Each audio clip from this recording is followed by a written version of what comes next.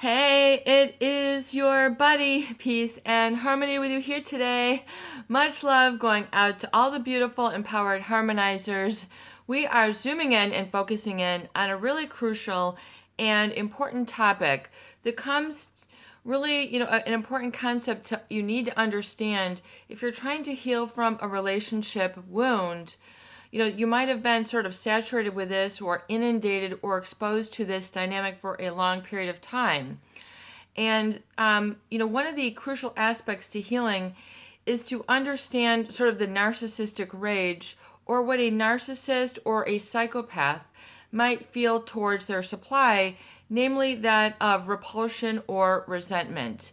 Really, I would say one of the most confusing aspects of the narcissist and supply dynamic. The psychopath and supply dynamic, in other words, the targets that they take, the people who they scope out, the people who they break down, who they melt down with romanticism or compliments, what have you.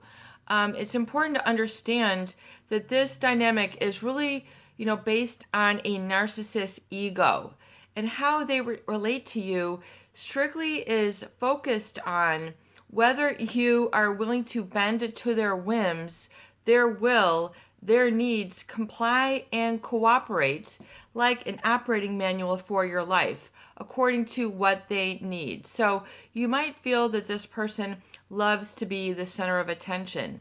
This person is always clamoring for laughs. They're always clamoring for an ego feed, an ego dose. A narcissist or psychopath will tell you, quote unquote, they need people.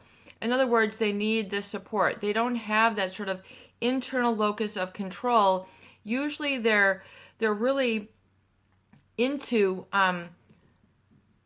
controlling other people. That gives them a feeling of power, and that is where they feel secure. They feel like they are the ringmaster, the ringleader, especially over other people, other people's life. This can really create a dynamic called narcissistic rage, where you see them sort of explode, say hurtful or even hateful things, in order to manipulate you to bend back according to their will or whim. This then becomes an external locus of control for other people who are trying to exist, sort out, understand, really, how this person becomes so irate, angry, and then resentful towards people who have been nothing but accommodating, bending over backwards for them. They tend to resent. Basically resentment means to have a bitter indignation of having been treated unfairly. So they'll kind of use this projection and shift the blame to others as if, you're not accommodating enough. There's, you're, not this, you're not that, towards the narcissist will sort of allegate or sling false accusations, and will cause, which is really fueled from their own inner resentment when they are in a bad place in their life. So their agitation, they might be, really high strung, they might be low strung, but you're going to get a narcissistic rage if you don't comply or cooperate, and then you feel sort of this resentment towards you. It's very well known, I think this is very interesting to understand, is that the narcissist ultimately will resent their supply. So it's really kind of a double blow, a double whammy. You can't win, heads they win, tails you lose. No matter how the coin is flipped, you're always going to sort of not be the one in control. You are not going to be empowered. You might find yourself then making decisions to accommodate and be there for them, sort of always be there, but it's not a two-way street. And what is problematic is when, they develop this narcissistic rage or quote unquote unhappiness with you, they can become very demanding or very cruel. And sort of, it's just kind of like an addict who, a heroin addict who might resent having to shoot up. They, even though it gives them their addiction, they will then harbor an internal resentment of the very substances or, in this case, people who they sort of need to get by. There becomes this addictive quality, and they can become very crotchety, irate, angry, hostile, and projecting a lot of false accusations. It's easier for them to launch into this tirade than to, admit that they don't have empathy, that they aren't seeing the big picture. They're not supportive of you. This is how they get through. So a lot of people end up having a lot of hurt feelings, have a lot of hurt things said to them that they then say, well, because they don't catch themselves in the first 2 minutes, they don't realize this is coming on. Like in the book by Malcolm Gladwell, Blink, there becomes this adaptive unconscious when you study this long enough. And you should be, once you're studying this long enough, you'll be able to understand and see how they will launch into their sort of pull down strategy, which can, be, false accusations, criticism, just sort of words that punch you in the gut, things that then become unfair. It's really sourced from and resulting from, I would say, this, deep resentment they feel for the people who they have to depend on to keep themselves going. They don't have that internal locus of control. So a lot of people then end up getting confused. Why am I receiving all this anger? And then they just, because they can't have this discussion or have it just a fair discussion with this individual, they then end up, assessing and assimilating all the blame. And then end up internalizing the criticism. Even if they, they can't stand up and say this isn't fair, why, it's a very complex emotion. It can be, filled with what the narcissist might call disappointment, so they're disappointed that if their ego isn't always propped up, they will launch into this sort of emptiness. Others, they will say, will sort of buffer or buffet and insulate their ego for themselves and insulate their insecurity. So it becomes a real pattern, a real vicious cycle. You have to step out of the cycle and realize that you are not the one to blame. What you're just witnessing is their anger really at their own insecurity, but you are in receiving distance. You're within earshot. You might be, talking to them, and people then who have been around these people get very used to absorbing other people's negativity. They don't see that there are options or choices. They just, sort of take their conclusion as perhaps, they then suffer doubt. They also will suffer a lack of momentum towards their own goals and life objectives because their purpose is not being followed. When you get into it with a narcissist, really there can only be one winner, and that is going to be the narcissist. They will manipulate others to achieve their own ends, say hurtful or hateful things designed to manipulate, designed to throw you under the bus, feel unhappy, sad, and then there you go, circling back and then making them the center of attention once again. Do you see how this dynamic keeps putting them at the one who is being focused on? And people make a big mistake and will waste years and months and days in making the wrong decisions of always putting them first, trying to stop, the narcissistic rage because it makes them very uncomfortable. And oftentimes people they lack confidence to be able to confront or stand up or put their foot down to stop this.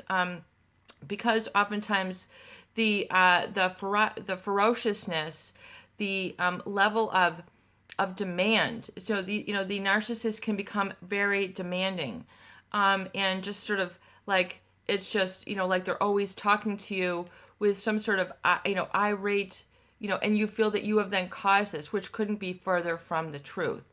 So know this, that the narcissist tends to get very moody when their ego strokes are not being made, if things aren't working out, according to their assumption.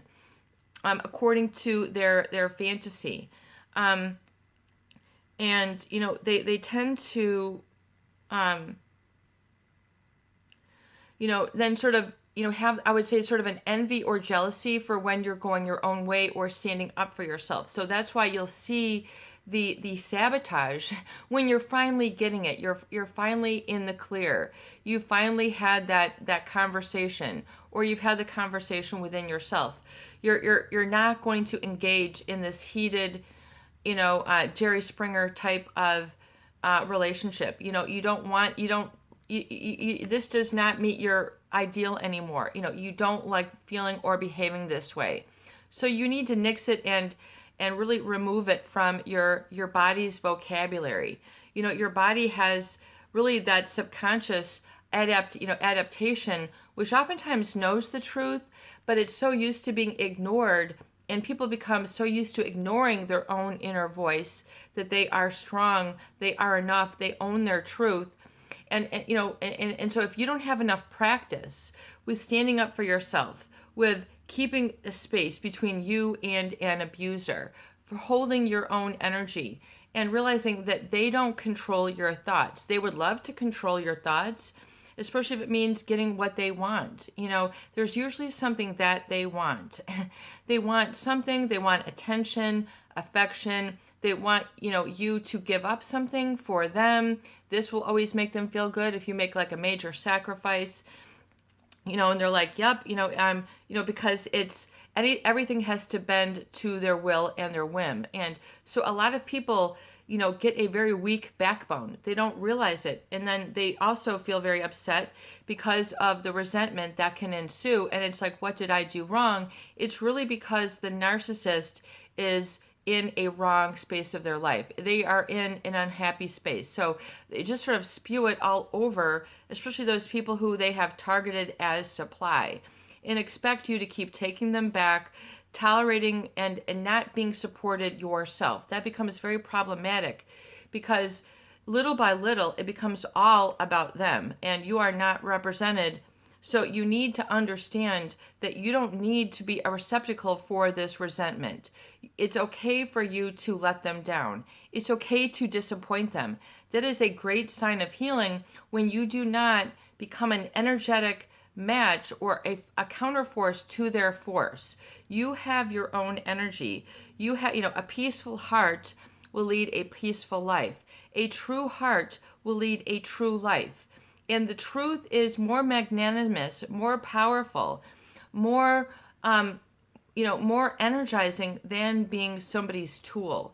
So you have to realize that this is the dynamic of manipulation that leads to massive delay of people's personal growth, emotional development, intellectual development, professional development, relationship and spiritual development. It'll keep you feeling stunted or black. So you need to get your foot out of their energy space and pull it back underneath you. It's like you've got one foot in, the toxic sludge and one foot on healthy green earth. Where are both of your feet? You should really strive to be in the present and counting and relying and trusting on within yourself. Developing that trust. I trust my decisions. I trust that the universe will bring me the right people. I trust that my new relationship will be based on mutual respect and support and trust.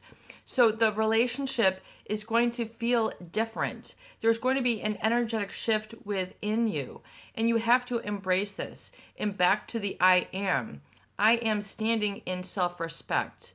And it's very difficult for a lot of people because they're not used to this feeling of operating out of self-respect that is delineated or defined by boundaries and standards.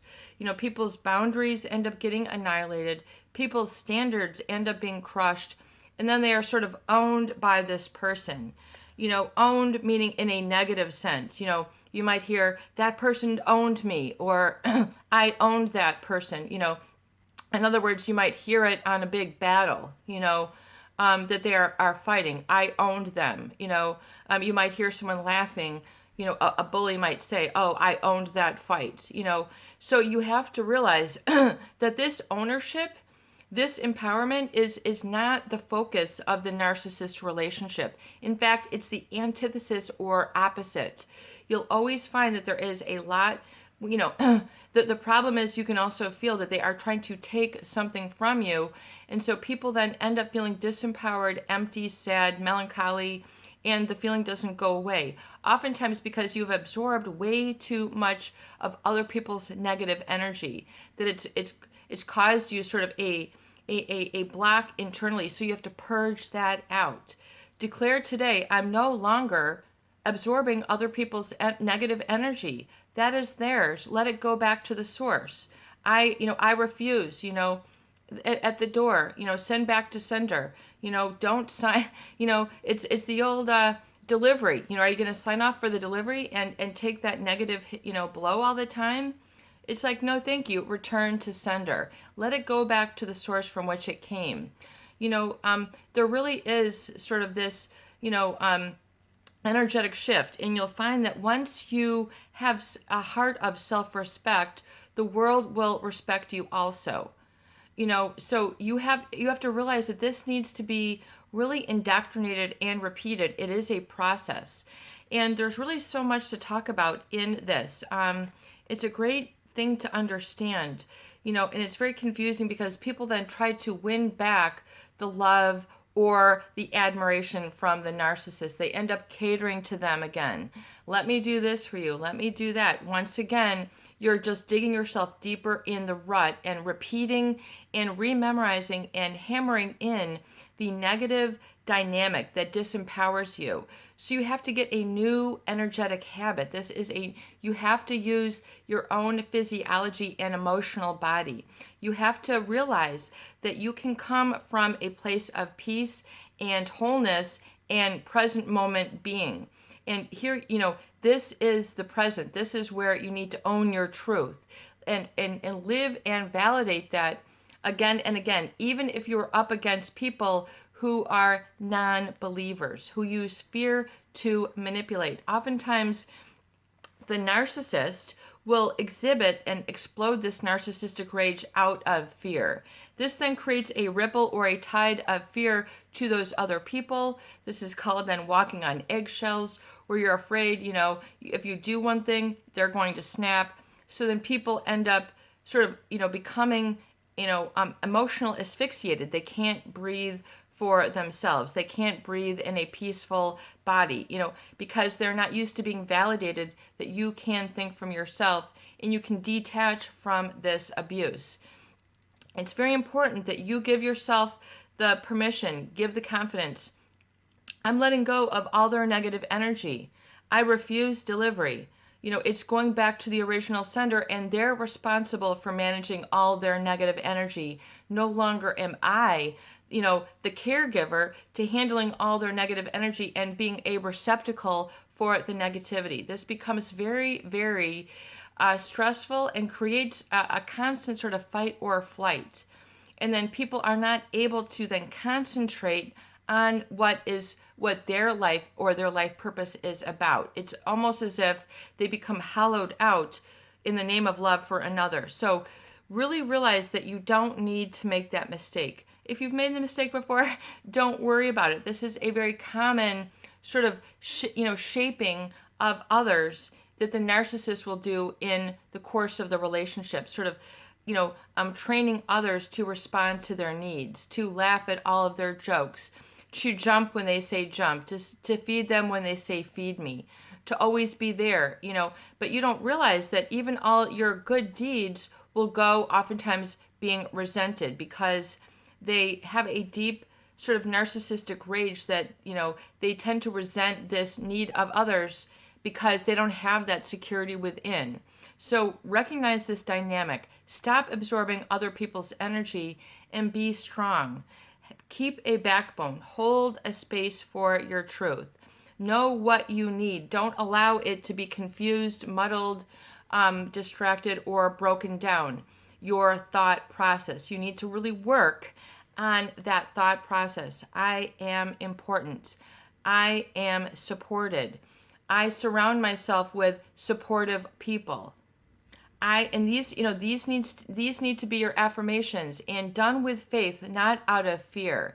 Break free of that sort of fear, resentment dynamic that becomes very demanding and agitating for those people who find themselves supply source to someone who is a manipulator, like a toxic narcissist or a psychopath. This is not your everyday person. We're talking about people who have a real pathological sense of self-importance and coupled with a lack of empathy. In other words, they just expect others to be sort of objectified and just to not question or challenge them. Find your reality, even if it's raw. Say with compassion to yourself, say with forgiveness to yourself, and say with assertiveness, I am.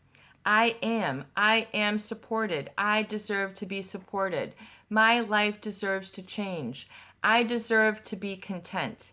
This is your buddy, Peace and Harmony, with you here today, and I hope that these videos do help.